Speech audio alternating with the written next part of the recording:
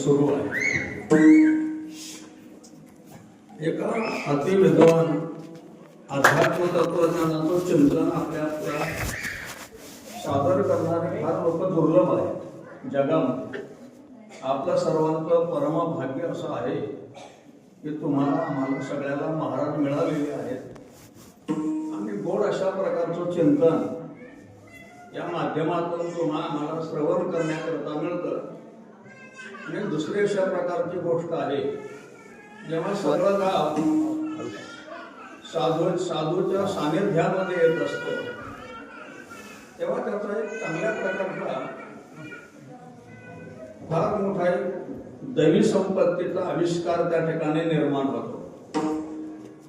सद्गुणाची समाजामध्ये आजच्या काळामध्ये सद्गुणाची वृद्धी होणं ही फार काळाची गरज अशा प्रकारची आहे। तुम्ही आम्ही सगळ्या बातम्या ऐकतो, मारामाऱ्या, चोऱ्या वगैरे, खून खटले सगळे। याचं कारण अशा प्रकारचं आहे, राष्ट्रामधली जेव्हा दैवी संपत्ती ही काही तर त्या ठिकाणी कुठेतरी अंधारामध्ये कुठेतरी अशी त्या ठिकाणी बाजूला गेलेली असल्यामुळं समाजामध्ये अशा प्रकारची गुन्हेगारी काही तर त्या ठिकाणी वाढत असते। ज्याच्या अंतःकरणामध्ये हृदयामध्ये सत्वगुणाचं आधिक्य वाढलेलं असतं, सत्वगुणाचं आधिक्य वाढलेली अशा प्रकारचा जो बुद्धीचा प्रांत आहे, तेव्हा त्या घरामध्ये सौजन्य निर्माण होतं, त्या गावामध्ये सौजन्य निर्माण होतं। एकमेकाला मान सन्मानाने वागवण्याची पद्धती अशा प्रकारची त्या ठिकाणी निर्माण होते। आपल्याला प्राप्त झालेल्या प्रपंचातून वर्षातनं आपण खर्च करतो, त्याच्यापेक्षा कितीतरी पटीनं आपल्या घरामध्ये त्या ठिकाणी संपत्ती काहीतरी येत असते। याचा आपण अशा अर्थाने विचार अशा प्रकारे करत नाही, पण तो करण्याची गरज आहे। कितीतरी लोक अनंत व्यसनाच्या पायी आपल्या घरातून आपला प्रपंच काहीतरी उद्ध्वस्त करून बसतात आणि मुलांना काहीतरी त्या ठिकाणी फकिरी आणून अशा प्रकारचं त्यांचं जीवन धोक्यामध्ये काहीतरी आलेलं असतं। त्यांच्या जीवनातलं जे सुख आहे ते त्या आसुरी संपत्तीमुळं आपण सगळ्यांनी हिरावून घेतलेलं असतं आणि आपला प्रपंच आपण ज्या प्रपंचामध्ये 60-70 वर्ष राहण्याकरता आलो, तो प्रपंच उजाड करून आपण त्या प्रपंचामध्ये वास्तव्य करत असतो। त्या उजाड पक्षी जर विचार केला तर त्या प्रपंचाला गोडवा निर्माण करणं, आनंद निर्माण करणं, दैवी संपत्तीचं माहेरघर निर्माण करणं, त्या ठिकाणी काहीतरी एकमेकाचं संगोपन करणं, एकमेकाला सन्मानाने वागवणं आणि चांगल्या प्रकारचे कष्ट करून आपल्या प्रपंचामध्ये काहीतरी त्या ठिकाणी संपत्ती मिळवून, कारण अर्थ नसेल, संपत्ती नसेल तर तुम्ही चांगल्या प्रकारे जगू शकणार नाही। पण वाममार्गाने ती संपत्ती प्राप्त करून ती तुम्हाला आम्हाला काही अशा प्रकारचे सुख देणार नाही। कारण संपत्ती जरी वाढवली तरी वाढवलेली संपत्ती सांभाळण्याकरता आपल्या जीवनामध्ये चांगल्या प्रकारच्या सद्गुणाची गरज त्या ठिकाणी असते। रावणाला त्या ठिकाणी काहीतरी एवढे मोठे काहीतरी सोन्याची घरं वगैरे त्या ठिकाणी बांधलेली होती, पण सोन्यासारखी बुद्धी निर्माण करणं ही गोष्ट अवघड त्या ठिकाणी काहीतरी आहे।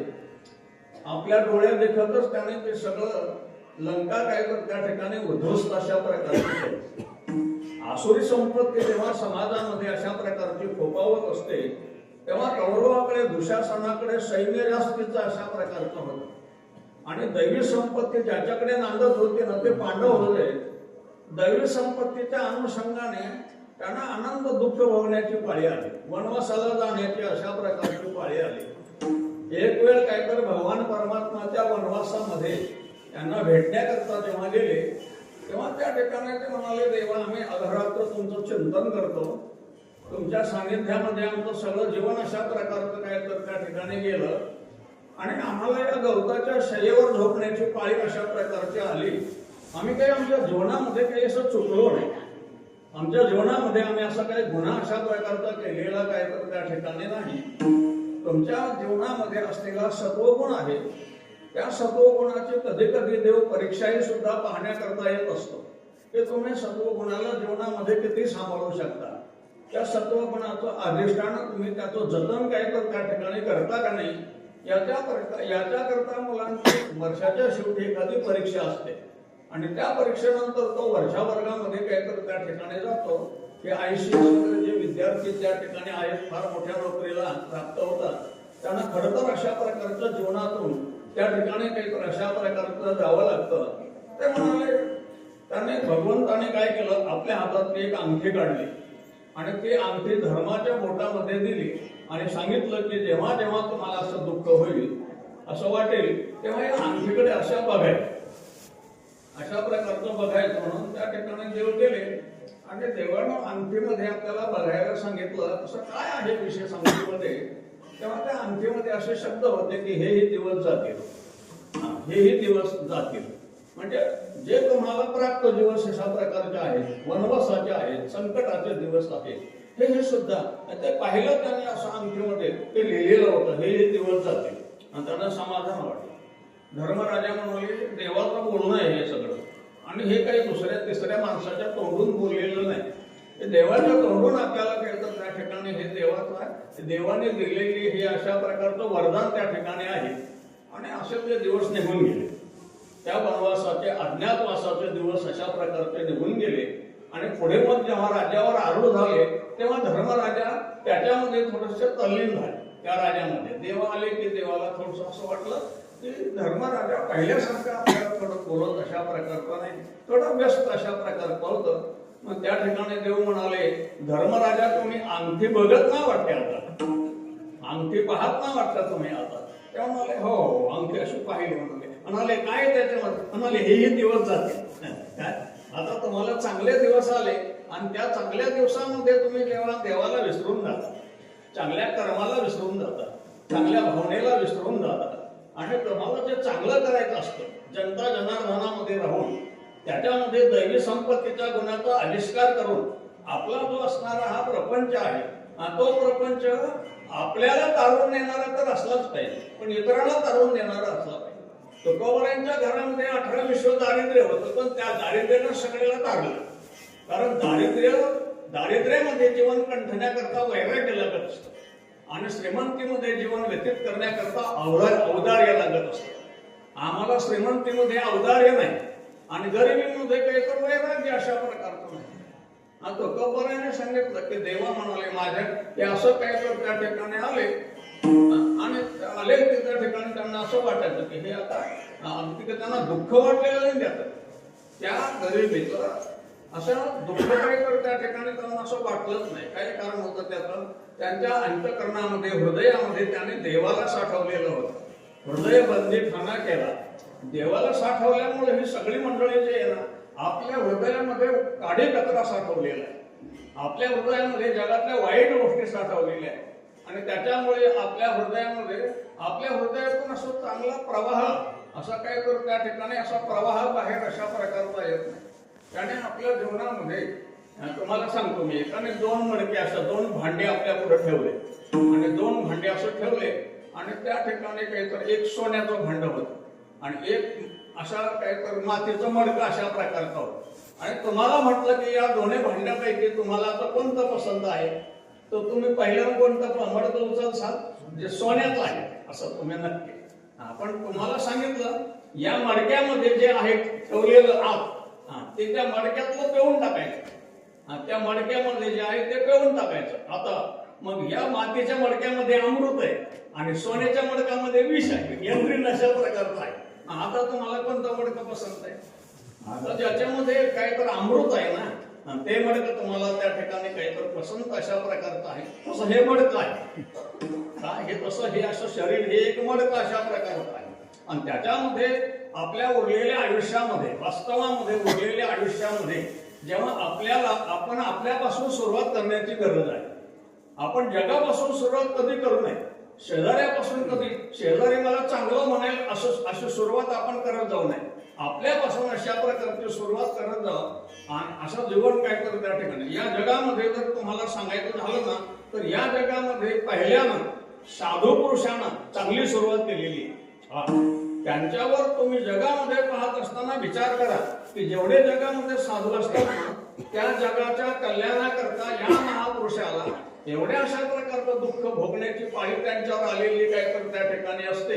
आपण ज्ञानोबा तुकोबर यांचा विचार करून बघा. आमच्यावर तर काही तसं काही तर त्या ठिकाणी ही संकट आलेली नाही, पण जो सत्पुरुष जो आहे तो जगाच्या कल्याणाकरता जेव्हा बाहेर अशा प्रकारचा निघत असतो ना, तेव्हा जगाकडे आसुरी संपत्तीचा प्रभाव असतो, जगाकडे संसाराच्या आसक्तीचा प्रभाव असतो. आणि हा महात्मा या जगाला दैवी संपत्ती देण्याकरता उदारांत करणार त्यांच्याकडे जेव्हा अशा प्रकारचा जातो. एक साधू पुरुष गावाच्या बाहेर असा आलेला होता. त्या गावाच्या बाहेर त्याला एक दारुड्या माणूस भेटला. तो दारुड्या भेटल्यानंतर त्यानं साधूला पाहिलं आणि तो त्यांना एकदम अशा प्रकारच्या शिव्या देऊ लागला. खूप शिव्या देऊ लागला. तो साधू उभा राहिला बिचारा, तो शिव्या देत होता.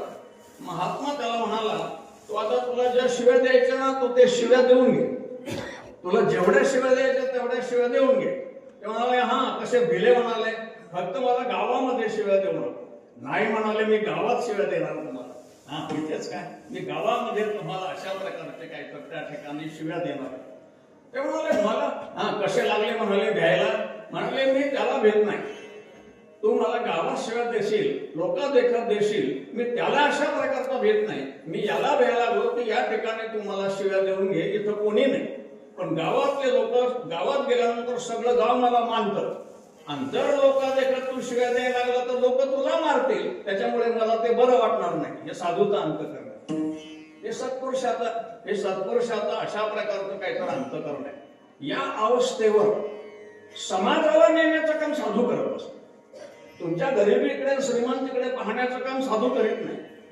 तुमचं काय आहे, तुमचं सौजन्य काय आहे याच्याकडे तो अशा एक राजा असा रस्त्याने चालतो. राजा असा रस्त्याने चालल्यानंतर त्या ठिकाणी हा आपल्या रथामध्ये बसून काहीतरी त्या ठिकाणी राजा चाललेला आहे. आणि चालल्यानंतर त्याच ठिकाणी रस्त्यावर एक म्हातारी आपल्या 10-12 दगड त्यांनी गोळा केले आणि एका बोरीच्या झाडाला काहीतरी ते दगडाशी मारण्यामध्ये तल्लीन गुंग झालेली होते. त्याची त्या बोरीच्या झाडाला दगड मारायचे. आता राजा फिरायला त्या रथामध्ये बसून पलीकडच्या रस्त्याने चाललेला होता. म्हातारी त्या बोरीला दगड मारण्यामध्ये अशा प्रकारचे तल्लीन होते. दगड घ्यायचा आणि त्याला मारायचं, ते बोरं पडायचे, ती म्हातारी खायची. आता असं होतं ही याच्यामध्ये रंगून गेलेली म्हातारी, तिचं पोट उपाशी होतं म्हणून ती दगड ती रंगून गेलेली. आणि तेवढ्यामध्ये तिला भान न राहताना पलीकडून चाललेला जो राजा तिचा दगड त्या बोरीच्या हुकला आणि पलीकडे झालेल्या राजाच्या डोक्याला लागला. डोक्याला जखम झाला, रक्तस्राव वाहू लागला. आणि रक्तस्राव वाहू लागल्यानंतर हे काय झालं म्हणून शिपाई धावत पळत आले, त्या म्हातारीला धरलं, राजाच्या डोक्याला पट्टी बांधली आणि दुसऱ्या दिवशी त्या म्हातारीला कोंडून ठेवलं. दरबार अशा प्रकारचा भरला. तिचे आप्त लोक जे होते ते सुद्धा त्या ठिकाणी अशा प्रकारचे आले. आणि आल्यानंतर त्या ठिकाणी सभा अशा प्रकारची सुरुवात झाली. आणि सभा सुरुवात झाल्यानंतर प्रधानजी त्या म्हातारीला प्रश्न करू लागले की हे अजय, तो काल राजाला दगड मारला आणि दगड मारल्यामुळे राजाच्या डोक्याला जखम झाली. बरं झालं राजा त्या ठिकाणी त्या जखमेमुळे त्यांचं काही झालं नाही, पण ते रक्त किती मोठी जखम झाली. आणि त्या ठिकाणी हा तो अपराध अशा प्रकारचा केलेला आहे. ते म्हणाले, म्हातारी असे म्हणू लागले की बाबा मी काही राजाला दगड मारला नाही, मी राजाला काही दगड मारलेला नाही. म्हणाले दगड लागला मारला, हे काय तर जखम झाली. म्हणाले मग दगड मारला नाही तर मग तू दगड कशाला कोणाला मारत होती तेव्हा? म्हणाले मी बोरीला दगड मारत होते. म्हणाले बोरीला कशाला दगड मारत होते? राजा बसलेला होता, प्रधान प्रश्न करत होते. मी बोरीला दगड मारत होते. म्हणाले बोरीला दगड कशा करता मारत होते? म्हणाले बाबा मला भूक लागली होती, माझ्या पोटात काही नव्हतं आणि बोरीला दगड मारला की ती बोर दगड मारल्यामुळे मला 10-12 बोरं खाली पडत होते आणि तेवढे बोरं मी अशा प्रकारचे खात होते आणि माझ्या पोटाची भूक भागवण्याकरता मी अशा प्रकारचे होते. मी दगड बोरीला मारत होते, मी दगड राजाला अशा प्रकारचा मारत नाही. मी माझ्या राजाला कशाला दगड मारेल बाबा? काय माझ्याकडून अशा प्रकारचे काही अपराध घडला तर माझ्याकडून चूक झाली असेल, पण माझ्या राजाला मी एक अशा दगड अशा प्रकारचा असं झालं. येतपर्यंत आल्यानंतर ते प्रधानजी म्हणाले, सांगा राजासाहेब आता या म्हातारीला काय शिक्षा द्यायची? असे राजेसाहेब बसलेले होते, पट्टी डोक्याला बांधलेली होती. आणि प्रधानजीने प्रश्न केला. ते प्रधान राजा तत्वचिंतन करणारा होता. मी सांगितलं तुम्हाला अगोदर, दैवी संपत्तीचा आविष्कार ज्या माणसाच्या जीवनामध्ये अशा प्रकारची दैवी संपत्ती प्रवेश करते ना, त्याच्यापासून जगाला सुख होत असतं, त्याच्यापासून कुटुंबाला सुख होत असतं. महाराज आपल्याकडे येतात ना, 8 दिवस महात्मे आपल्याकडे येतात, आपल्याला सुखाचं दान करण्याकरता ही सत्पुरुष मंडळी या ठिकाणी जगामध्ये अवतीर्ण. हे कोणी करत नाही महाराज, हे कोणी करत नाही. सत्ता आहे त्यांच्याकडे ना, त्या सत्तेच्या माध्यमातून त्या ठिकाणी जे भोग भोगण्याकरता असे आतुर झालेली लोक आहेत ना, भोगाचा त्याग करून, ऐश्वर्याचा त्याग करून ही सगळी मंडळी जी आहे ना, ती समाजामध्ये सुखाचं दान करण्याकरता स्वतःच्या जीवनाला एका असणाऱ्या रस्त्यानं अध्यात्म जीवनाच्या त्याच्यामध्ये काय तर त्या ठिकाणी ठेवून, काय तसं एखादी भाजी आपण काय तर त्या याच्यामध्ये ठेवतो, कशा भारत त्या याच्यामध्ये ठेवतात ना भाज्या, खराब होऊ नये म्हणून फ्रीज मध्ये ठेवतो. त्याप्रमाणे आपल्याला सुखाच्या फ्रीज मध्ये ठेवण्याचं जे काम आहे हे साधू करत असतो. तुमचं जीवन खराब होऊ नये, तुमचा संसार अशा प्रकारचा खराब होऊ नये. प्रधानजी त्या म्हणाले, राजेसाहेब काय या म्हातारीला शिक्षा द्यायची ते तुम्ही सांगा. राजाने विचार केला, म्हणाले मायको कोणाला कोणाकडे मारत होते ते म्हणाले कोरे. बोर तुला काय देत होते म्हणाले, कशा करता म्हणाले, मला भूक लागलेली होती. आणि मग बोर तुला काय देत होते म्हणाले, 10-12 बोर. एक दगड मारला की 10-12 बोर खाली अशा प्रकारचे पडायचे आणि माझी भूक अशा प्रकारचे भागायची. असं ऐकून घेतलं सगळं राजाने. आणि राजा म्हणाला, या म्हातारीला 10 सोन्याच्या मोहरा देऊन टाका. राजा म्हणतोय त्याला सोन्याच्या मोहरा राजाने न्याय देऊन टाकला. तेव्हा म्हणाले प्रधानजी, म्हणाले राजेसाहेब असं कसं तुम्ही न्याय दिला? अरे म्हणाले, बोर ही एक झाड आहे, बोर माझ्यापेक्षा निकृष्ट आहे. जर ती बोर दगड खाऊन जर त्या म्हातारीला 10-12 बोर देते तर मी राजा आहे, मी एक दगड खाल्ला, मी काय त्याला 10 फटके देऊ का म्हणाले. अरे सोन्याच्या मोहरा देणं हे माझं अशा प्रकारचं काम आहे, हे दिलं काय. हे दान करणारा एक सत्पुरुष हे लक्षात ठेवा. हे दान कोणी करत नाही. राजा आला कोणी, एखादा कोणी अशा प्रकारचा वाटेल तेवढे जरी लोक आले तरी हे दान अत्यंत महत्वाचं दान आहे. हे दान एक सत्पुरुषच करू शकतो.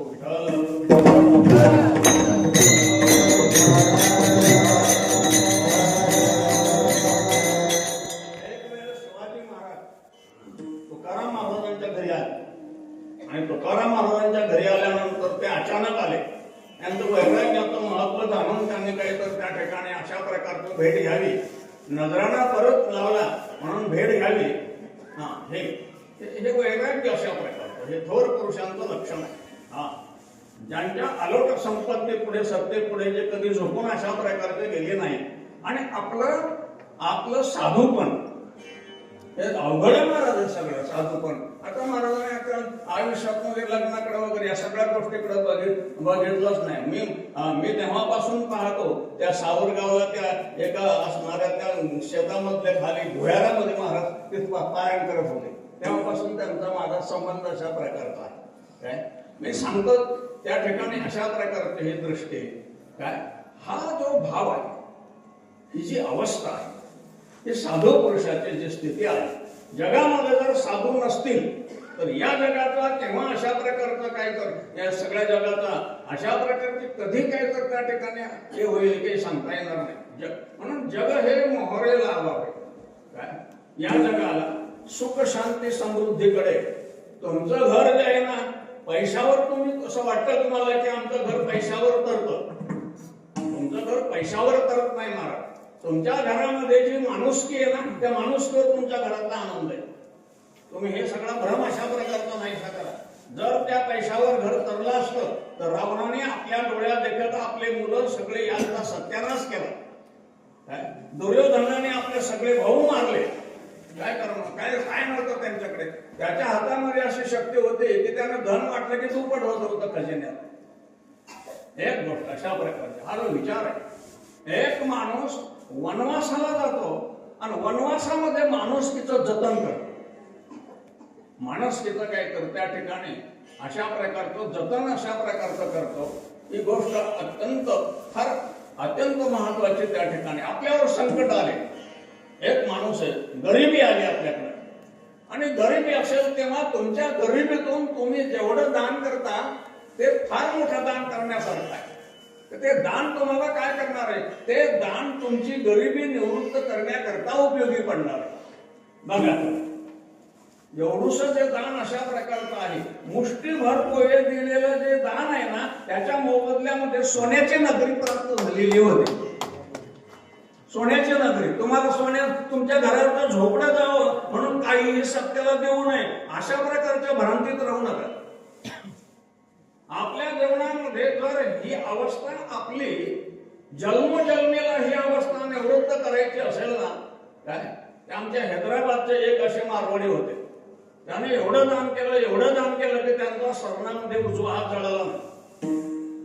या सगळ्या ज्या गोष्टी आहेत, साधू संतांनी तुम्हा आम्हाला जागृती देण्याचं काम अशा प्रकारचं केलं.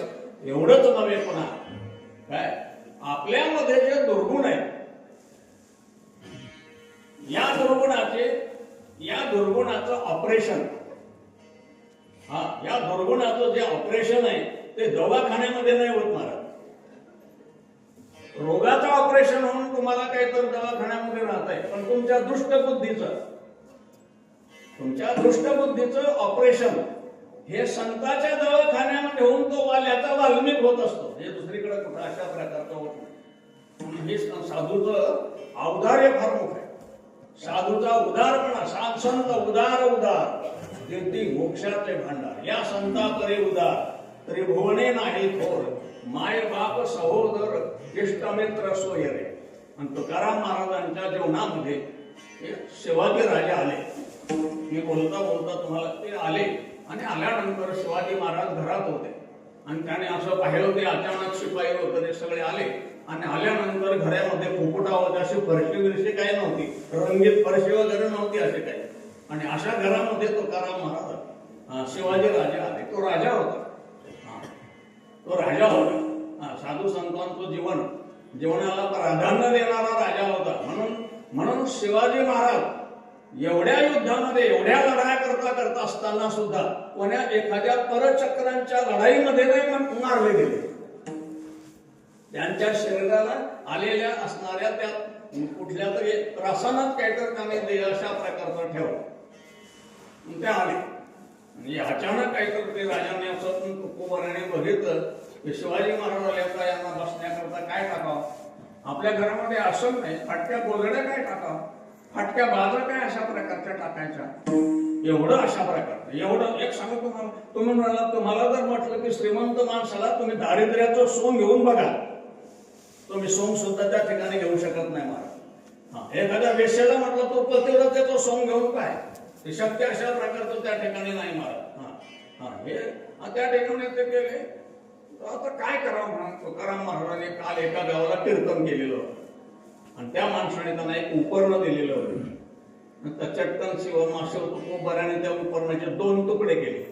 ते म्हणाले, मला हे उखंडी म्हणजे मला तसं बसू देणार नाही, म्हणून आपल्याकरता 1 तुकडा आणि शिवाजी राजांचा आदर करण्याकरता 1 तुकडा, असे 2 तुकडे काहीतरी त्या उपरण्याचे केले आणि असे अंथरले. अंथरत असताना हे शिवरायाने बघितले. हे अंथरत असताना शिवाजी महाराजांनी अशा प्रकारचं हे बघितलं, आणि बघितलं असताना जेव्हा शिवाजी महाराजांनी घरामध्ये प्रवेश केला, दैवी संपत्तीचा आविष्कार केलेला राजा या समाजाला सुखाची समृद्धी करून देत असतो, हे तुम्ही लक्षात ठेवा. आणि हे त्याने जेव्हा असं बघितलं, घरामध्ये त्याने प्रवेश केला, आणि त्या जो तुकडा होता उपरण्याचा तो असा हाताने उचलला आणि कपाळाला लावला. त्याला राजा म्हणतो. टाळ्या वाजवायचे काय हात तुमच्याकडून एवढ्या मोठ्या नुसतं दारू शिवाजी महाराज एवढं थोर राजा. या राजाने काय तर ते उपरणं घेतलं एक साधूचं, आणि आपल्या कपा हे प्राधान्य आहे त्या राजांचं, हे सत्ता आहे, हे धर्म अशा प्रकारचा आहे. हा राजांच्या दैवी संपत्तीचा आविष्कार अशा प्रकारचा त्या ठिकाणी आहे. आणि राजा आणि साधू या दोघांचा जेव्हा संबंध अशा प्रकारचा होत असतो, तेव्हा समाजामध्ये दैवी संपत्ती अशा प्रकारची ओतप्रोत रूपाने नांदत असते. धर्माशी जेव्हा सत्तेचं लग्न लागतं तेव्हा त्याला नीती नावाचं मूळ जन्माला येत असतं.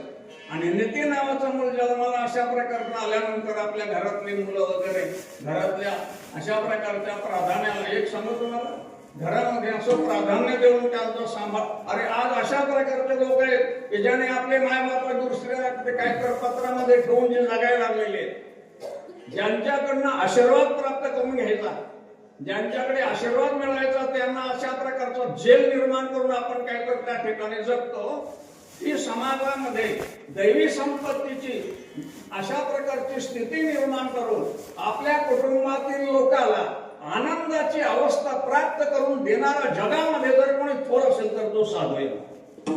दुसरं कोणी या जगामध्ये असं अशा प्रकारचं एवढं उदार अंतकरणाने तुम्हाला कोण असं काय तर त्या ठिकाणी प्रबोधन अशा प्रकारचं करतं. आणि एक तुम्हाला मी सांगतो, त्यांना जर आपल्याकडून एकच अपेक्षा असेल, जमलेल्या लोकांना कीर्तनातून त्या साधूला एकच अपेक्षा अशा प्रकारची असतील की जेवढे गावातून लोक या ठिकाणी आज उपस्थित आहेत त्या उपस्थितीमध्ये यांच्या जीवनातले दोष निवृत्त व्हावेत याचीच तो काय तर त्या ठिकाणी अपेक्षा करतो.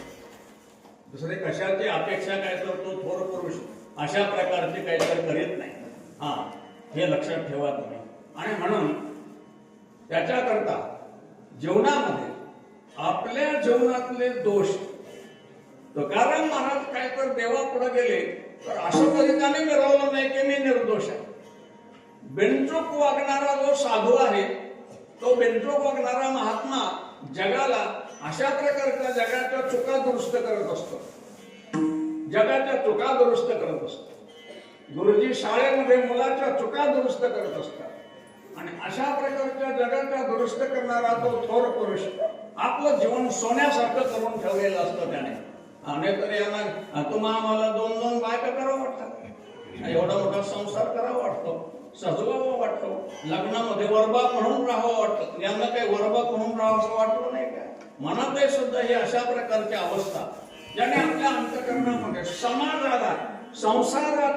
संसाराला तिलांजली देऊन आपलं एक मिळालेलं जीवन पुष्प 60-70 वर्षाचं जे जीवन पुष्प आहे ते समाजाला करतात.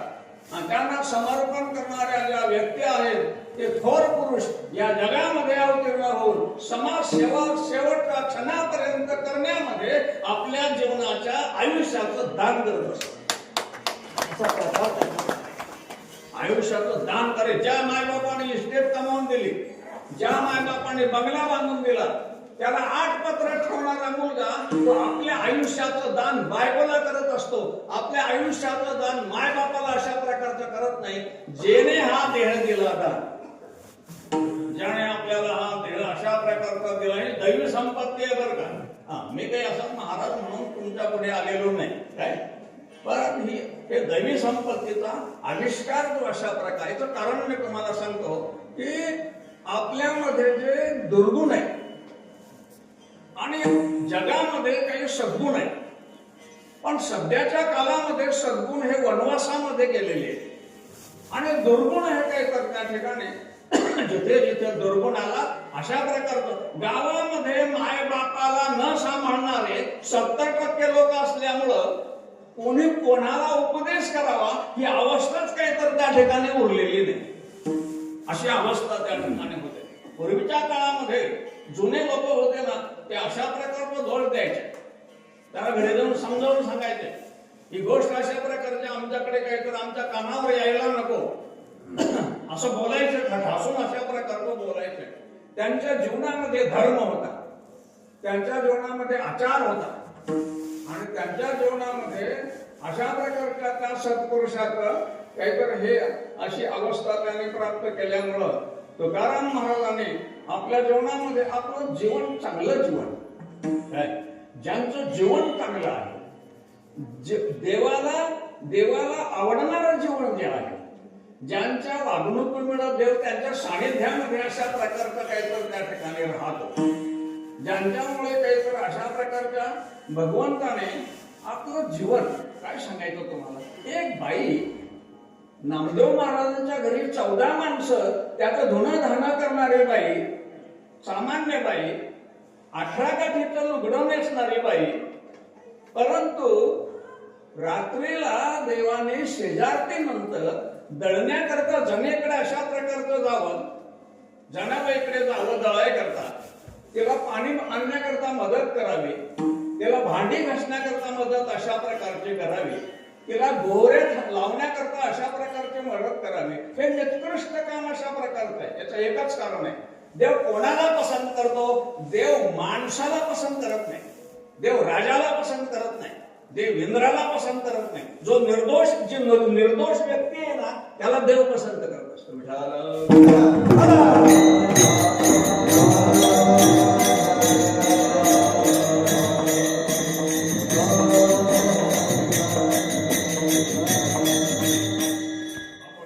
तुमचं सगळ्यांचं परम भाग्य आहे. आपल्याला सध्या काय तर आपण पापी आहोत. आपण आपल्या पापाला सुद्धा प्रायश्चित्त करत नाही. साधारण प्रायश्चित्त हे देवाचं नाव आहे. अखंड देवाच्या नावाने काय तर त्या ठिकाणी पाप निवृत्त होत असतं, बरं का.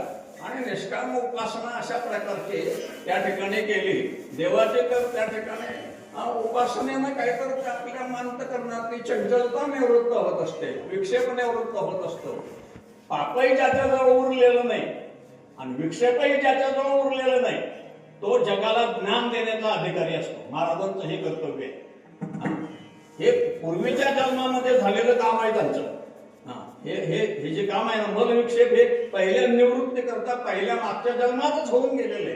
आता फक्त ज्ञानार्जन करण्याकरता ही अवस्था जी आहे, हे सगळ्याचा विषय नाही. तो तुमचा आमचा सगळ्याचा विषय अशा प्रकारचा काय तर त्या ठिकाणी नाही.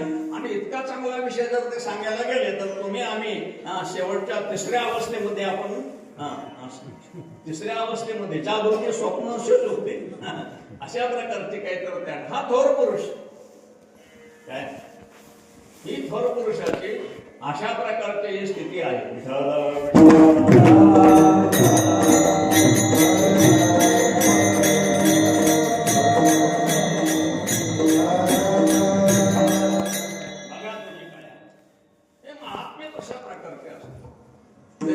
शंकराचार्याची आई धुणं धुवायला गेली आणि धुणं धुवायला गंगेवर गेल्यानंतर त्या ठिकाणी हे मुलं काही तर त्या ठिकाणी स्नान करतो. आणि स्नान करता करता काही मुलं स्नान करता करता त्या पाण्यामध्ये सुसर आले आणि सुसर येऊन तिनं शंकराचार्याचे पाय धरले. आणि पाय धरल्यानंतर ते पुरा आरडाओरडा करून काय तर त्या ठिकाणी बाहेर आले. सुसरीनं पाय घेऊन आता ह्या मुलाला 5 वर्षाचं ते लेकरू आता हे मिळणार. अशा अवस्थेमध्ये शंकराचार्य आईला म्हणत होते, आई तू मला संन्यास घ्यायला परवानगी दे, ही सुसर मला सोडणार आहे. बघा तुम्ही काय, हे भारतीय चिंतन आहे. मला या पवित्र देशामध्ये अशी घडलेली ही अशा प्रकारची, तू मला संन्यास घ्यायला, आई परवानगी देत नव्हते, तू मला संन्यास घ्यायला परवानगी दे, ही सुसर मला सोडणार आहे. ही एक सुसर आहे आणि संसार ही दुसरी सुसर आहे. आणि मला परवानगी दे ना संसारातून. आईने सांगितलं काही हरकत नाही, तुला परवानगी आहे, सोडलं सुसरीनं. आणि शंकराचार्य हे तत्वज्ञान या भारतभर पुन्हा आम्हाला काही तर त्या ठिकाणी दिलं. हे थोर पुरुष आहेत महात्मे, ते ज्ञान पुन्हा आम्हाला देण्याचा अशा प्रकारचा काहीतरी त्या ठिकाणी प्रयत्न अशा प्रकारचा करतात. हे थोर तत्वज्ञान आहे. हे आम्हाला कळालेलं अशा प्रकारचं नाही. हे आम्ही तुम्ही इथे आलो ना, हे अशा प्रकारचं जे आहे हे जे तत्व आहे ना, काय या जगामध्ये जे तत्व आहे, या थोर पुरुषाने तुम्हा आम्हाला देहबुद्धी असल्यामुळं, तुम्हा आम्हाला जीवबुद्धी असल्यामुळं, योग्याला आत्मबुद्धी असल्यामुळं आणि सत्पुरुषाला ब्रह्मबुद्धी असल्यामुळं ते त्या स्थितीमध्ये असतात आणि आम्ही देहबुद्धीमध्ये असतो. आम्ही देहाला ताब्यात, देहाला धरलेला अशा प्रकारचा असतो. आम्ही देहाला सोडलेलं नसतं. आणि या जन्मात तर ज्याने देहाला सोडलेलं असतं ना, त्यांना देहच अशा प्रकारचे प्राप्त होत, मिळाला तर तो भक्ती सुखाकरता प्राप्त झालेला अशा प्रकारचा असतो. आणि म्हणून तो खूप बरं आहे. यांचं जीवन जर तुम्ही बघितलं तर ते निर्दोष जीवन. नाथ महाराजांचं जीवन तुम्ही जर अशा प्रकारचं बघितलं तर ते सगळं काय जीवन आहे. ते ज्यांचा संसार देवाला आवडला हो, नाथ महाराज आवडले ती गोष्ट वेगळी. पण नाथ महाराजाचा संसार करण्याचं कार्य देवाला आवडलं. 36 वर्ष काय भक्तीचं महत्व आहे. तिथे थोरवी अशा या भक्तीची अशा प्रकारची काय थोरवी त्या ठिकाणी आली. हा आजही आमचे हजारो लाखो अशा प्रकारचे वारकरी उन्हातानामध्ये पावसा पाण्यामध्ये एवढंच नाही खाली असणाऱ्या अशा प्रकारच्या युद्धभर चिखलामध्ये काहीतरी आपला पट्टा असून त्याच्यावर झोपून काहीतरी रात्र काढतात. आनंदाने काहीतरी त्या ठिकाणी पंढरीची वारी करतात. त्यांना कधी भाव अशा प्रकारचा येत नाही. बंगल्यातल्या राहणाऱ्या लोकांना या असणाऱ्या अवस्थेची जाणीव अशा प्रकारचे होणार नाही की ज्या स्थितीमध्ये हा महात्मा चिखलामध्ये आपला बोऱ्या करून त्याच्यावर झोपतो, रामकृष्णाचं चिंतन करत करीत ज्ञानोबराच्या सानिध्यामध्ये राहून राहून आपल्या जीवनाला सुखी अशा प्रकारचा मानतो. तुम्ही असा विचार करा, एवढे 15-20 लाख लोक ज्या 15 दिवस ज्या माऊलीच्या बरोबर असतात त्यांना कोणाला विंचू तरी चावलेला आहे, काहीतरी झालेलं आहे का तुम्ही बघा.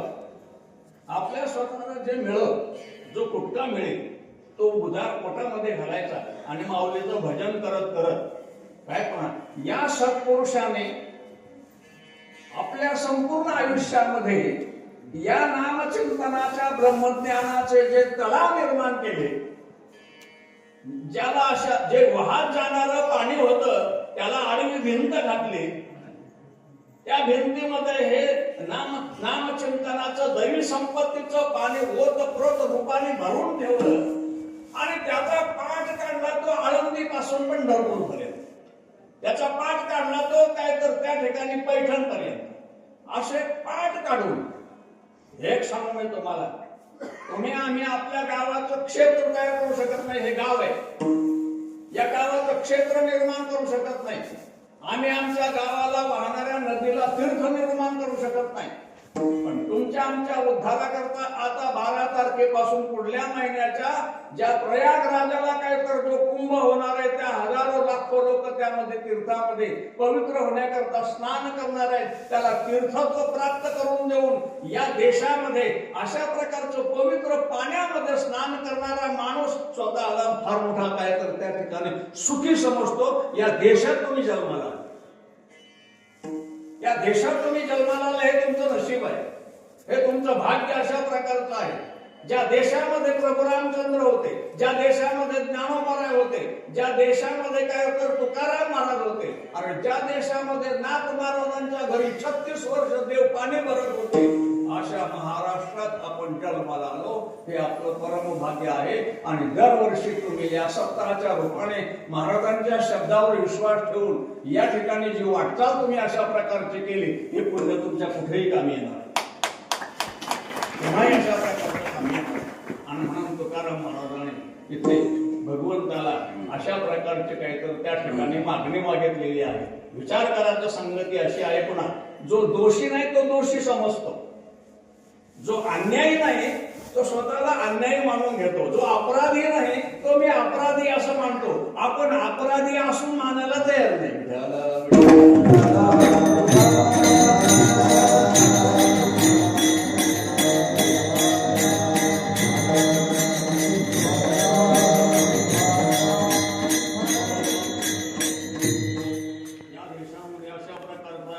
दृष्टांताची रेलचेल करून ठेवलेली आहे.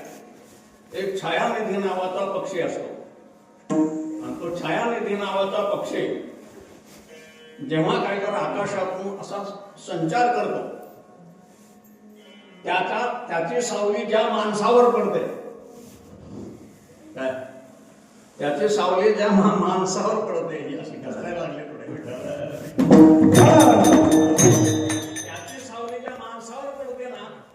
त्या पक्षाच्या सावलीचा आणि त्या माणसाचा काय प्रताप आहे, त्याच्या सावलीचा परिणाम असा आहे की तो राजा होतो.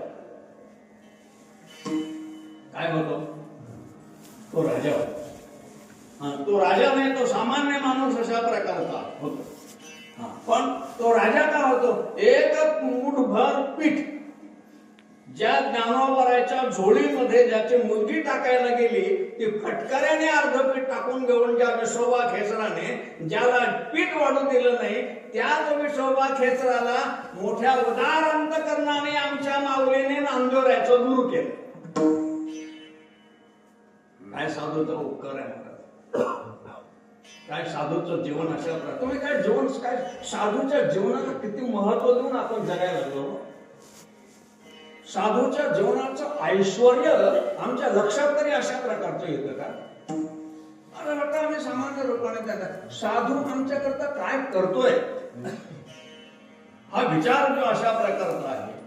हा, ज्या माऊलीने आळंदी ज्यांना परमात्मा तत्वाला देवरूपावस्थेला जे प्राप्त झालेले थोर पुरुष आहेत ना, त्याने आपल्याकरता पायी पायी चालून पंढरीला लोकसंग्रहास्तव, लोकांना शहाणा करण्यास्तव, लोकांना ब्रह्मज्ञानाचं अशा प्रकारचं पोट भरून काही तर त्या ठिकाणी अशा प्रकारचं दान, ते ब्रह्मज्ञानाचं दान देण्याकरता या सत्पुरुषाने एवढा मोठा अट्टहास अशा प्रकारचा करावा. आमच्या झोपता झोपता सुद्धा अशा प्रकारची डोक्यामध्ये लहर सुद्धा येत नाही की या जगातला साधू काय करतो, आमच्या या जगातला थोर पुरुष आमच्याकरता काय करतोय अशा प्रकार. आणि तुकोबार आहे, देवाच्या संबंधाने तुकोबार आहे देवाशी अशा प्रकारचं बोलतात. एकही दिवस मी असं म्हणतो तुम्हाला मित्र हो, जमलेल्या वारकरी माझ्या बंधू भगिनींनो, निदान तुमचा आमचा परमार्थ या जन्मामध्ये सगुण साक्षात्कारापर्यंत तरी गेला पाहिजे. सगुण साक्षात्कारापर्यंत तरी अशा प्रकारचा गेला पाहिजे. जेव्हा आमचं सगळं पाप निवृत्त होतं, आमच्या जीवनामध्ये पापाची समाप्ती होते. स्थूल देहाकडून आणि सूक्ष्म देहाकडून पाप करण्याची वृत्ती थांबलेली अशा प्रकारची असते. आणि या स्थूल देहाकडून कुठल्याही प्रकारचं पाप होत नाही. सगळं पाप काय तर त्या ठिकाणी संपून टाकलेलं असतं. ज्याने आपल्या जीवनामध्ये केलेलं अनंत जन्मीचं या जन्मातलं पाप संपून टाकलेलं असतं. बापाचं आणि आपण काढलेलं कर्ज त्याने देऊन टाकलेलं असतं. त्या दिवशी तो कर्जमुक्त होत असतो. तुम्ही आम्ही पापमुक्त झालो नाही राजा हो, पापमुक्त झालो नाही. आणि आपण आपल्यातच आपल्या आयुष्य आपल्या थाटामाटामध्ये आपण जगायला लागलो. अरे तू पापी आहेस तर उद्या तुला यमाचे यमदंड बैसतील माता, हे लक्षात. असा निसोड होऊन काय तर त्या ठिकाणी जगू नको. मृत्यू आल्यानंतर त्या ठिकाणी लोक जमतील, तुला भिंतीशी उभं करून देतील आणि तुझ्या पापाचं प्रायश्चित्त भोगण्याकरता काय तर त्या ठिकाणी तुला तुझ्या कुडीतून काढलेला आत्मा ते घेऊन जाणार आहे आणि त्याला दुसरी कुडी देऊन त्याला त्याच्या अशा प्रकारचे भोग काय तर त्या ठिकाणी देणार आहेत. या सगळ्या दुःखातून तुम्हाला बाजूला काढणारा दया संपन्न अशा प्रकारचा दया क्षमा समाधान संत जनसेवित हे घेऊन आलेलं भांडवल आहे त्यांचं. त्यांनी पैसा अडका वगैरे काही देवाकडे मागितला नाही.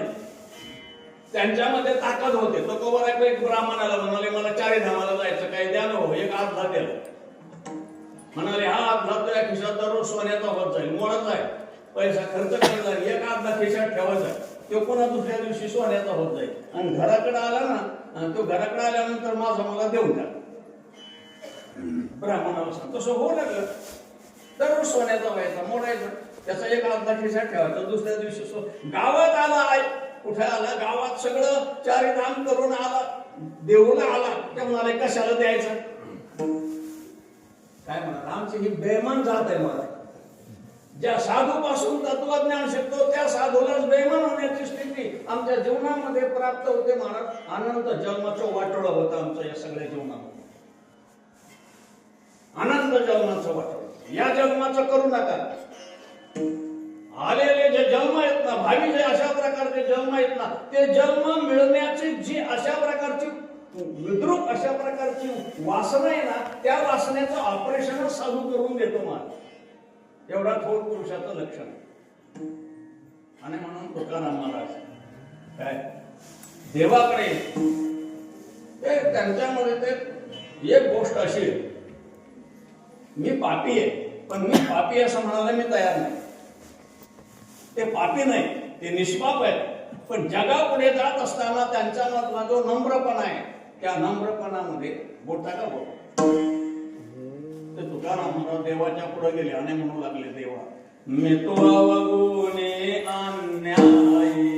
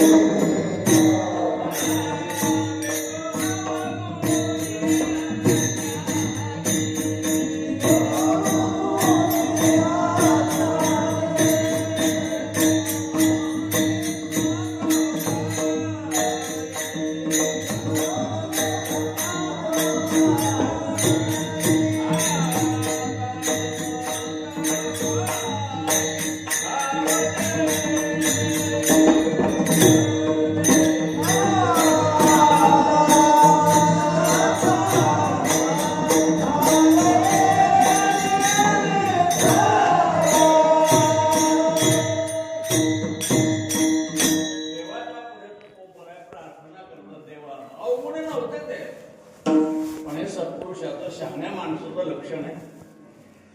लहानपण देगा देवा मुंगे साखरे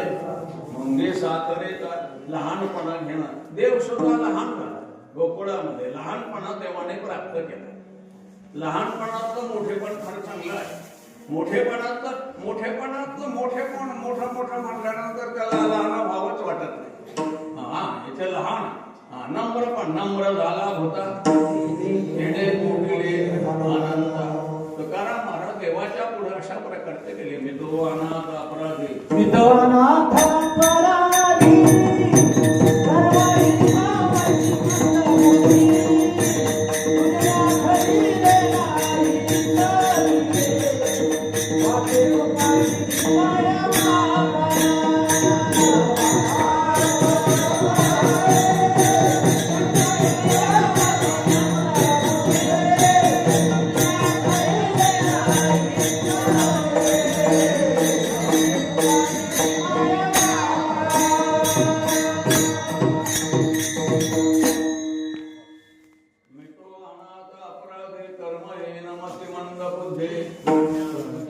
आठविले नाही कधी कृपाने माई बापा. माझे मज कळो येते अवगुण परी पाहे मनावर. पापाची मिराशी सेवा चोर पायापाशी. मी पतित म्हणून तुझा आलो शरण करीतो चिंतन दिवस रात्री. मी अशा प्रकारचा पापी आहे. बरोबर म्हणते पापी काय अशा प्रकारचं हे असं म्हणणं सुद्धा. पण तुकोबाराने आपल्या स्वतःचं जीवन, शेतकरी धान्य पेरत असतो आणि पेरल्यानंतर त्याच्यावर रासणी करत असतो, झाकून टाकत असतो. आपलं चांगलंपण आपण या जगामध्ये जर झाकून टाकलं तर ते अनंत पटीनं उगवत असतं. आपण मूर्खपणा, वाईटपणा, दोष आपले झाकून टाकत असतो आणि चांगलेपण तर जगामध्ये अशी वाहवा अशा प्रकारचे काय तर त्या ठिकाणी करत असतो. साधू संतांचं हे अशा प्रकारचं लक्षण तुम्ही पहा ना. हे सगळ्या संतांचं तुम्ही लक्षण अशा प्रकारचं पहा. अहो ज्यांना काय तर या विश्वाची घडामोड करण्याची शक्ती ज्याच्यामध्ये अशा प्रकारची होती ना, त्यांना त्या आळंदीमध्ये मधुकरी मिळाली नाही. मधुकरी अशा प्रकारचे काय करतात ते मला सांगा ना तुम्ही. काही त्यांच्यात अवगुण अशा प्रकारचे, अवगुणाचे लोक जगत होते आणि सद्गुणाच्या लोकांना त्या ठिकाणी त्रास होत असतो. दैवी संपत्तीला कधी सुद्धा वनवासाला जावं लागत असतं. दैवी संपत्ती पण एक असलं. पण तुकाराम महाराज आपल्याला काय तर या जगापुढे त्या ठिकाणी अपराधाचा केलो तुका म्हणे वाया गेलो. पतित परिपित्री वाचा पतित असं काही तर त्या ठिकाणी देवाच्या पुढे जाऊन त्या ठिकाणी असं तुकाराम महाराज देवाला विनवणे करून असं बोलत होते. विठ्ठल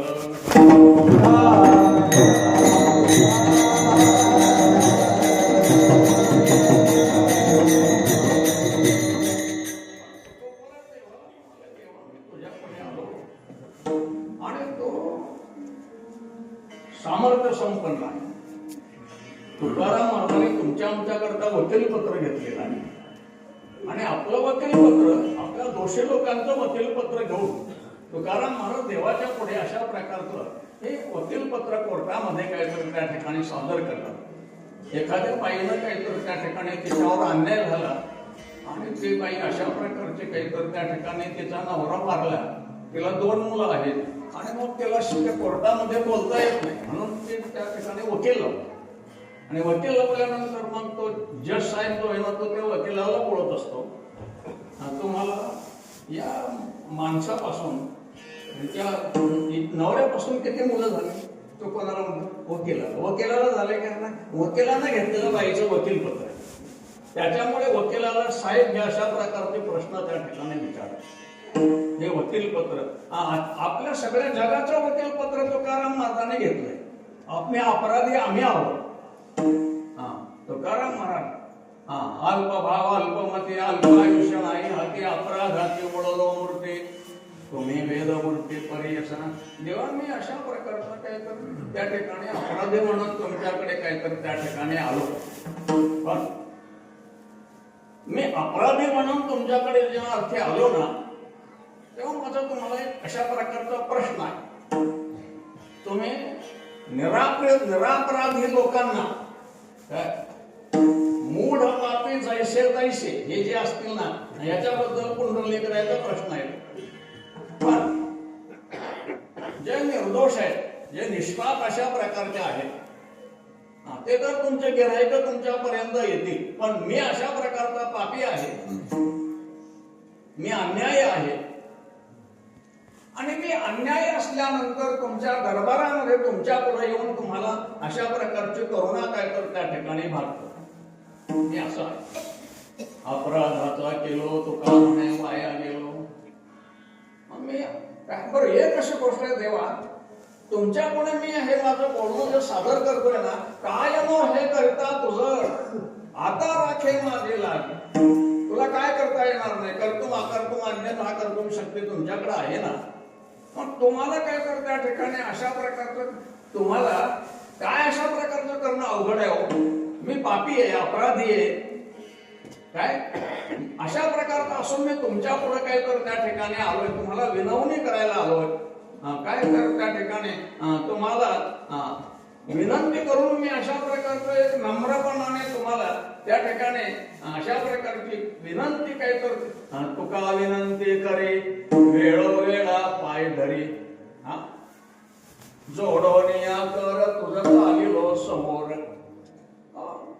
तुझ्या पुढे आलो म्हणाले, हात जोडून तुझ्या पुढे आलो. विठ्ठल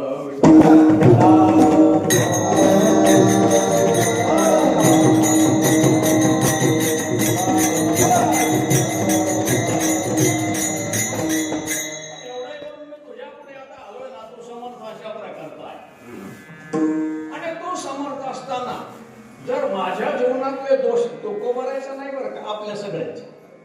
हे वकीलपत्र तो कोबरायचं. माझ्या जीवनातले दोष तुम्ही मनात आणून जर तुम्ही माझा उद्धार थांबवला, तुम्ही देव आहात, मी तुमच्या दारामध्ये अशा प्रकारचे आलो. पण तुम्ही ही जी सृष्टी निर्माण केली आणि या सृष्टीमध्ये असे काही पदार्थ आहेत, तुम्ही तर देव आहात पण अशा काही जड वस्तू अशा प्रकारच्या आहेत की त्या जड वस्तूला जर जड वस्तू लागली तर ती जड वस्तू सुद्धा तिचा उद्धार करून जाते. ती जड वस्तू तुम्ही तर देव आहात, मी तुमच्या दरबारात येऊन तुम्हाला करुणा भागायला लागलो, पण ती जी जड वस्तू आहे ती येऊन ती जड वस्तू दुसऱ्या जड वस्तूच्या दारामध्ये जाऊन करुणा सुद्धा भागत नाही. बघा आणि दोन्हीचा जेव्हा समान अशा प्रकारचा प्राप्त होतो ना त्याचं उत्तर दिलं पहिले चरणात.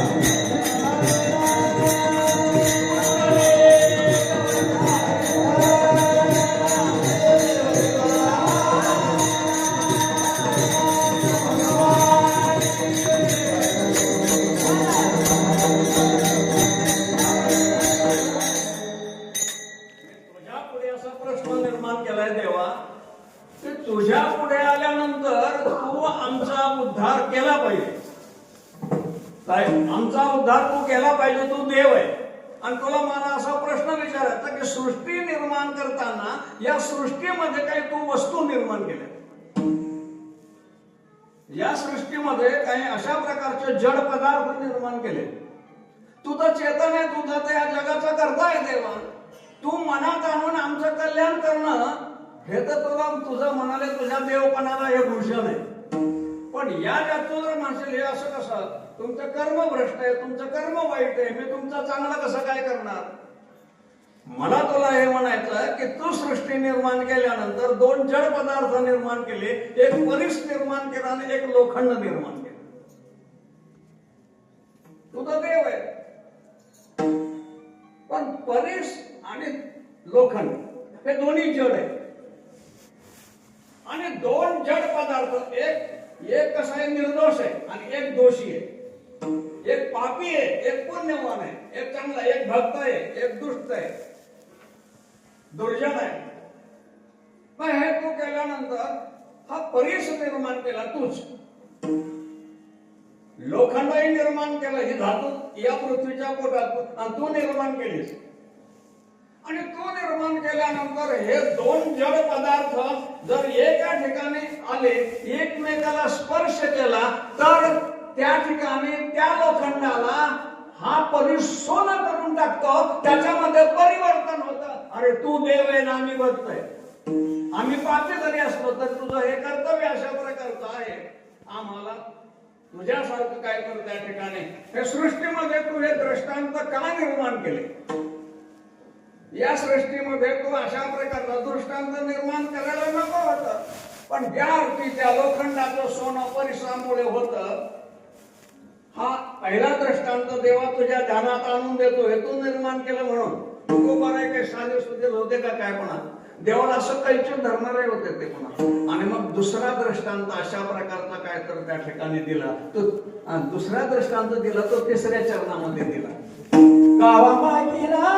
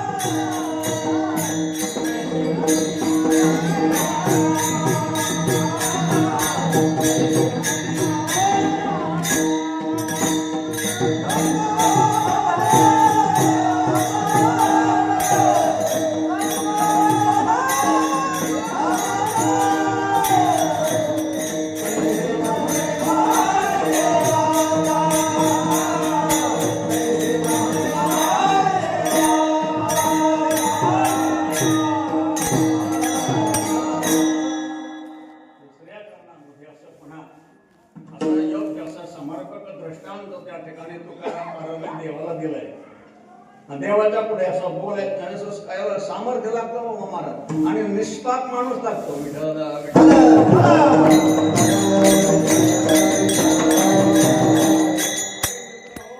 आरोपी गुन्हेगार असतो आणि साक्ष देणारा निर्दोष असतो. तुकाराम महाराज अशा दृष्टीने काहीतरी त्या ठिकाणी देवाशी बोलू लागले. म्हणाले त्या काय देवा, हे परिश्रम तू हे निर्माण कोणी केलं. लोखंड निर्माण कोणी केलं, तूच निर्माण केलं ना. मग परिसाच्या संगतीत लोखंड आल्यानंतर जर सोनं होतं तर तू आमच्या दोषाकडे कसं काय पाहतो. आमच्या दोषाकडे तू अशा, आम्ही शेवटी मला वेळ मिळाला तर मी त्याचं निरसन करेन. महाराज बाजूला बसलेले आता माझी आपली परीक्षाच आहे. आज पुन्हा म्हातार म्हणत पुन्हा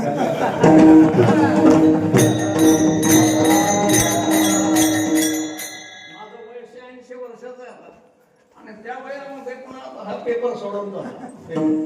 आतापर्यंत महाराज काही माझ्या कीर्तनाला इथं हजर नव्हते. पण आज योगायोग कशा प्रकारचा आहे? चांगली गोष्ट काय थोरांच्या पुढे आपलं काय तर पेपर लिहिलं पाहिजे. थोरा मोठ्याच्या पुढे पेपर लिहिला पाहिजे. पहिला दृष्टांत दिला काय देवा म्हणाले त्या तुम्ही माझ्या दोषाकडे काय पाहणार जगाची कैफत घेऊन तो बराय बोलायला मी पहिल्याच बोलून गेलो. ते म्हणाले परीस आहे ना आणि लोखंड आहे पण लोखंड ही नाही. दुसरी गोष्ट तिसरा दृष्टांत दिला गावा मागील ओहळ गंगान माने अमंगळ. लेन ओढ आणि गंगा. मग गावाच्या बाजूला राहणारा एक लेंड ओढ असतो. मग लेंड ओढामध्ये काय असतं सगळी गावातली घाण आगंधारीची घाण गावातली घाण डुकर बसल्याची घाण सगळी प्रकारची घाण कशात असते लेंड ओढा. तुम्हाला तहान लागली शेतातून येता येता तहान लागली लेंड ओढ वाहतोय ना पाणी प्या. असं कधी घडलं का? बरं कोण्या गावात घडलं असं याच गावात नाही घडत. कोण्याही गावात घडतं का? गावा मागील ओहळ लेंड ओहळ घाण घेऊन जाणारा तो ओहळ पण गंगेमध्ये पूर्णेमध्ये मिळाला. कुठं? पूर्णेला गेला. कुठाचा? नागनगावचा. वाहत कुठे गेला? पूर्णेला. तुम्हाला तहान लागली चूळ भरू पाणी पिलं. कुठलं? गंगेचं पाणी. त्या गंगेत या आजूबाजूच्या खेड्याचे सगळे लेंड ओहळ मिळालेले आहेत आणि त्या लेंड ओहळ गंगेमध्ये मिळाल्यामुळं ते पवित्र नाही घाणेरडे. पण त्याला पवित्र करणारी कोण आहे? देवा. मग लेंड ओहळही तुमच्याच मुळे निर्माण झाला आणि गंगा सुद्धा तुमच्याच मुळे निर्माण झाली आणि तुम्ही कसं काय आमचा उद्धार करणार नाही?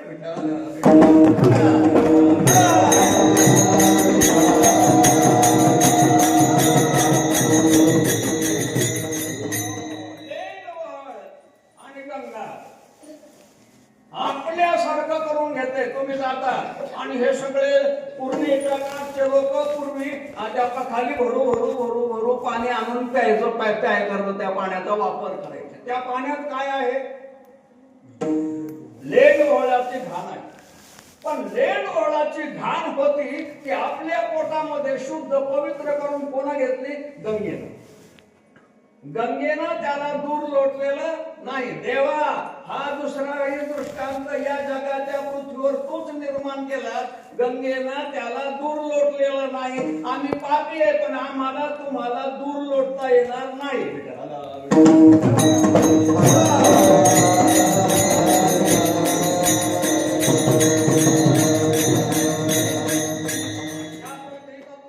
या पृथ्वीवर तुकाराम महाराजाने देवाला जाणीव देऊन देण्याकरता तिसरा शेवटचा दृष्टांत दिला.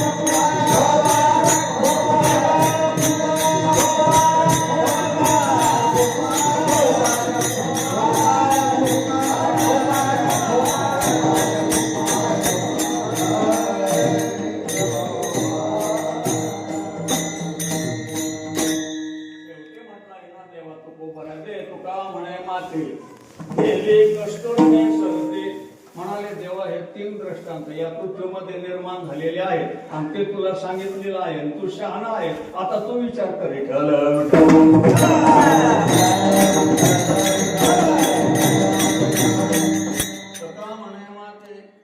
कस्तुरीने सरते माती आहे आणि मातेला कोणी विचारत नाही, पण ते कस्तुरी असलेले बेंबीमध्ये त्या मुर्गाच्या भगत असते आणि ते इकडं कुठं तरी त्याला सुगंध येतो. इकडं असेल तिकडं धाव पळते, धावतं पळतं आणि बसलं कुठं की ती गळून पडते आणि जिथे गळून पडली त्या मातेला सुगंध येतो. काय होतं? त्या मातेला सुगंध आहे. अशा प्रकारचा आहे. त्या मातीला सुगंध नाही, पण मातीला जो सुगंध आहे ना तो कोणाचा आहे? कस्तुरी. मग या जगामध्ये माती आणि कस्तुरी कोणा निर्माण केली? तोच निर्माण केली. पण त्या कस्तुरीच्या संगतीमध्ये मातेला सुगंध निर्माण झाला, ती पवित्र अशा प्रकारचे झाले. अरे आम्ही असल पापी पण तू देव आहे ना.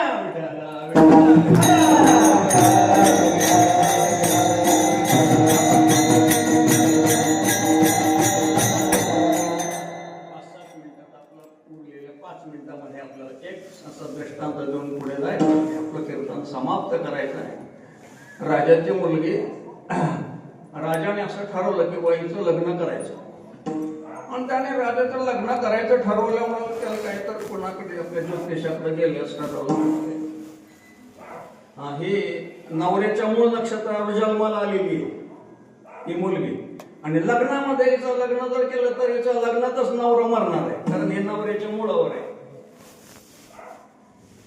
मग राजाने ठरवलं आता काय ठरवलं.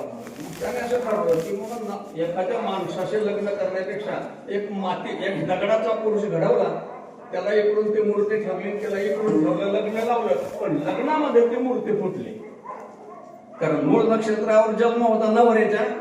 ते मूळ नक्षत्रावर जे लेकरू जन्माला येतात ना, नवरा, माय बाप, मामा, असं काही लोकांना पण त्या चरणावर जन्माला आलं ते त्याप्रमाणे त्यांना बाधक असतात.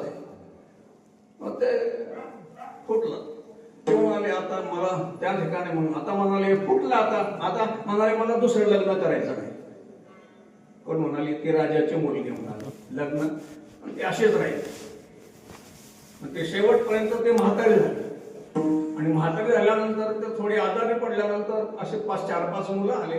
ते म्हणाले आजी तुम्ही आजारी पडला, तुमचे हातपाय दाबतो म्हणाले. मग ते मुलं तिचे हातपाय दाबू लागले. ते दाबू लागल्यानंतर आयुष्यभर ज्या शरीराला पुरुषाचा स्पर्श झालेला नव्हता तो सुखावह स्पर्श त्याला जाणवल्यामुळं ते म्हणाले मी चुकले, मी नवरा करायला पाहिजे. काय म्हणाले ते?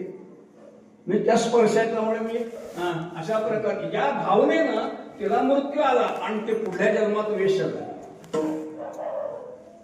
काय झाली ते पुढल्या जन्मामध्ये? वेश्या झाली. आणि अशी वेश्या जनकपुरीमध्ये अशा प्रकारचे ते वेश्याचा व्यवसाय अशा प्रकारचा करता तिला त्या नगरामध्ये पोपट झालं. काय पुढे 2 प्रकार त्याच्यात आहे. जी व्यवसाय करते ती वेश्या आणि अनेकांकडून व्यवसाय वेश्येचा करून घेऊन जी धंदा करते त्याला कुंटिनी म्हणतात. तसं येऊन त्या नगरामध्ये असा कुंटिनीचा धंदा सुरू केला. म्हणजे अनेक अशा स्त्रिया मिळून त्यांच्याकडून वेश्या व्यवसाय करायचा आणि यांना तो कुंटण खाना त्या ठिकाणी असा उघडला. आता योगायोगाने काय झालं की त्या नगरामध्ये पोपट्याची विक्री करणारा एक माणूस आला. त्याच्याजवळ तो आल्यानंतर चालला, त्यानं बोलावलं त्याला. ते पोपट होता तो विकत घेतला आणि पोपट विकत घेतला आणि त्याला पिंजरा आणला आणि त्या पिंजऱ्यामध्ये तो पोपट ठेवला. आणि काय तुझं अशा प्रकारचं असेल ते पूर्वजन्मीतलं पुण्य, तुम्ही कुठल्याही जन्माला गेले तरी सुद्धा त्या ठिकाणी मला आता वेळ नाही. त्या श्रीरंगपट्टणला जिनं आयुष्यभर वेश्या व्यवसाय केला, 10 कोटी रुपये जमा केले त्या जुन्या काळात. पण तिनं बडव्याला बोलावलं. ती म्हणाली ती रंगाबाई कळवानकीन होते. ते म्हणाले मला असं वाटतं माझे 10 कोटी रुपये तुम्ही घ्या आणि हे काहीतरी श्रीरंगाला मी समोर त्याचा टोप सोन्याचा करून देते. ते म्हणाले काय घ्या ना आपल्याला काय. ते बडवे तयार. ते म्हणाले पण मी माझ्या हाताने काय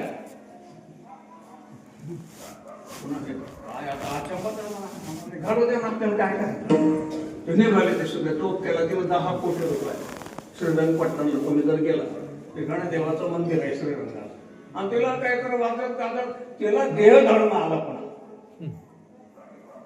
त्या वाजत गाजत नेण्यामध्ये तिला देहधर्म आला. ती इतकी रमून गेली होती की तिला देहाचं भान नव्हतं. जेव्हा तुम्हाला देहाचं भान नसेल तेव्हा देह कोणत्या अवस्थेत आहे याचं पाप तुम्हाला लागत नाही. देहाच्या निराशे पाविजयात आहे. आणि ते गेले ते म्हणाले तुला देवाला मुकुट घालायचं ना, पण म्हणाले आम्ही तो असं कर ते आमच्या हाताने घाल. ते म्हणाले तसं नाही. म्हणाले तुझ्या हाताने घाल, पण देव असे झोपलेले ते म्हणाले त्याने मान उंच केली अशी वर केली की मग तुला परवानगी.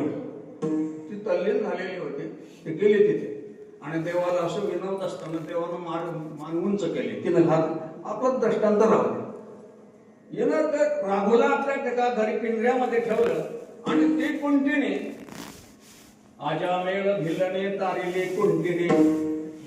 ते कुंटीने त्याला राम राम राम म्हणायचं शिकवलं. केलं राम राम असं म्हणायचं. त्या कुंटीने त्याला काय तर अशा प्रकारचं त्या ठिकाणी त्याला शिकवलं काय. आणि राम राम म्हणता म्हणता म्हणता काय झालं की त्याला मृत्यू कळाला. अधमा अधमा आरती ओखटी तोंडी राम आला आवचटी हे गणिका की वैकुंठी रामे नामासाठी सरती केली. त्या पापी असणाऱ्या गणिकेला ज्या ठिकाणी वैकुंठातून मरणांत समय देवदूत आले राम राम म्हणता त्याचा प्राण गेला. राम राम म्हणता जाओ माझा प्राण अंतकाळीची जे मती तेचे पुरुषाशी जाणगती म्हणून श्रीकृष्ण मूर्ती अहोरात्री स्मरावा. देवाचं ध्यान करत जाऊ. मरताना बरं सांगितलं जाऊ तुम्ही आपण मरताच करू. तुला मरता पाप करून कसं काय ध्यान ठेवलं जावं. आतापासून अभ्यास करून जर पोरग पास होत नाही तर शेवटच्या दिवशी अभ्यास करून पास होत असते का? अरे बाप हो अजूनही विचार करण्याची गरज अशा प्रकारे. त्यानं काय तर त्या ठिकाणी राम दूत अशा प्रकारचे आले, यमदूत अशा प्रकारचे आले आणि मग त्याचा संवाद झाला आणि त्याला त्या ठिकाणी काय तर वैकुंठाला अशा जशी ती पापी कुंटिणी तिचे दोष देवानं तेव्हा त्या ठिकाणी आपल्या मनात न आणताना तिचा उद्धार केला. याचं चिंतन ध्रुवपदामध्ये अभंगाच्या दुसऱ्या चरणात. कैसे न म्हणे माझे आता कैसे न म्हणे माझे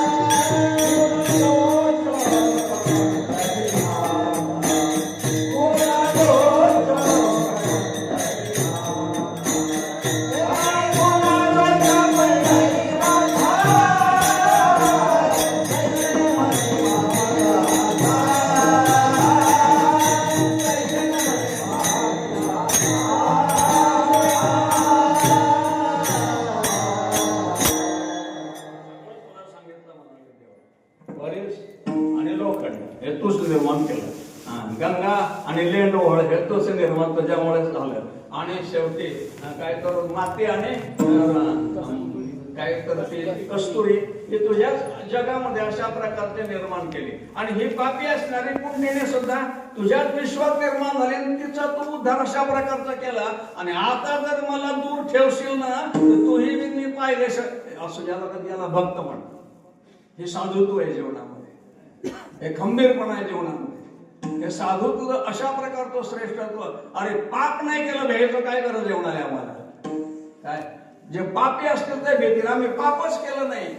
आणि तुम्हाला पाप झाला असलं तरी पाप निवृत्त करण्याचा अधिकार भगवंताने मनुष्य देहात दिलेला आहे. आपल्याला खंबीरपणाने जर एखादी माळ तुम्ही घेत नाही व रामकृष्णारीची नेजल्याने याच्या गप्पान त्याच्या गप्पान ते असेल ह्या सांगतो तसे अमुक दोन चार माळी घेजा ना महाराजांना दर काय रामकृष्णारी म्हणत ना काय जातं तुमचं त्याच्यामध्ये. काय काय आपलं आपलं काय होईल? आम्ही नुसतं म्हणतो हरिमुखे म्हणा पुण्याची गणना पुण्य करा आणि पहिलं पुण्य पाप निवृत्ती करता करा आणि नंतरचं पुण्य संचय करण्याकरता करा आणि पुण्य संचयन झाल्यानंतर त्या पुण्य संचयानं साधू कृपा करते आणि साधू कृपा करून वरदहस्त ठेवला म्हणजे काय होईल? त्या ठिकाणी एवढं अशा प्रकारचं काही एक सांगतो तुम्हाला, तुम्ही निष्काम उपासना केली रामकृष्ण हरी या जपाचा 6 कोटी जप केला तर रामकृष्ण हरी हा मंत्र शुद्ध होतो आणि त्या शुद्ध मंत्राने एक तर तुमची गरिबी जाते, एक दुसरी गोष्ट तुमचं सगळं पाप जातं आणि केलेल्या वर्षा असणाऱ्या नंतरच्या रामकृष्ण हरी मंत्राच्या जपाने तुम्हाला सगुण साक्षात्कार होतो. अहो आम्ही वारकरी माणसं सगुण साक्षात्कारापर्यंत गेलो पाहिजे, मेलो नाही पाहिजे आम्ही. हे आमचं ब्रीद अशा प्रकारचं आहे. हे आमचं ब्रीद आहे. देनानाथा ब्रीद सांभाळे. आम्ही नुसते आलो नाही.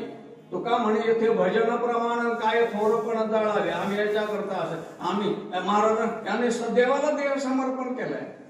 आम्हाला प्रपंच करायचा आहे आणि प्रपंचामध्ये काय करायचं पुन्हा असं केलं पाहिजे. आम्ही आता मृदंग शिकलो ते आयुष्यभर चालले, धंदा म्हणून चालले अशा प्रकारचा करायला. तसं तुम्हाला वाईट वाटत देऊ नका. तरी मग माझं मन बोलणं आलं त्याच्यामध्ये म्हणून म्हणतो. असं नाही, आम्ही सेवा म्हणून करतो. काय करतो? सेवेचा मोबदला अशा प्रकारचा घेतो. आम्ही सेवेचा मोबदला अशा प्रकारचा घ्यावा जरूर. अशा प्रकार मी तुम्हाला सांगतो बरं का बाबा, माणिक बाबा होते आणि माणिक बाबा रामायण सांगायचे. ते बंकट स्वामीचे काहीतरी ते शिष्य होते आणि त्यांना कॅन्सर झाला. त्या कॅन्सर झाल्यावर कोणी कीर्तन, या गावाला कीर्तन, त्या गावाला कीर्तन, कोण्याच गावाचं कीर्तन करणे आलं दवाखान्यात भेटायला. कोण्याच गावाचं कीर्तन करणे आलं. फक्त भीमसिंग महाराजांनी त्यांना सांभाळलं आणि शेवटपर्यंत त्यांना पैसा लावला. भीमसिंग महाराजांनी.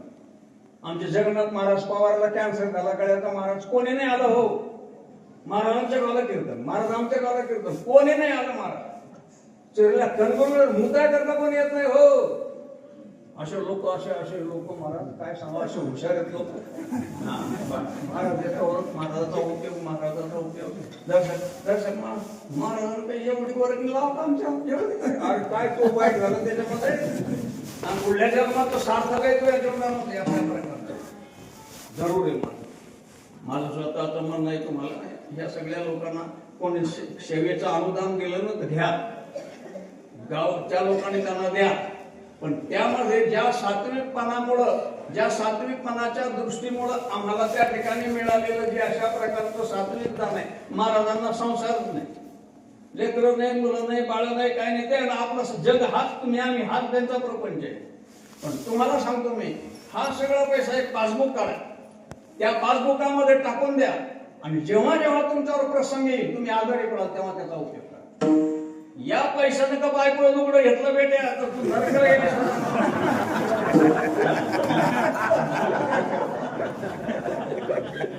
या पैशाला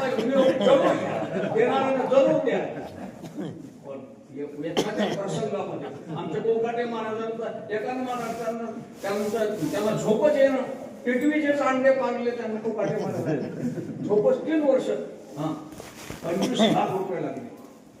अशा वेळेस कोणी त्यांना माहिती आता हे आजारी आहे, कीर्तन करत नाही, असे पुढून जायला लोक इकडून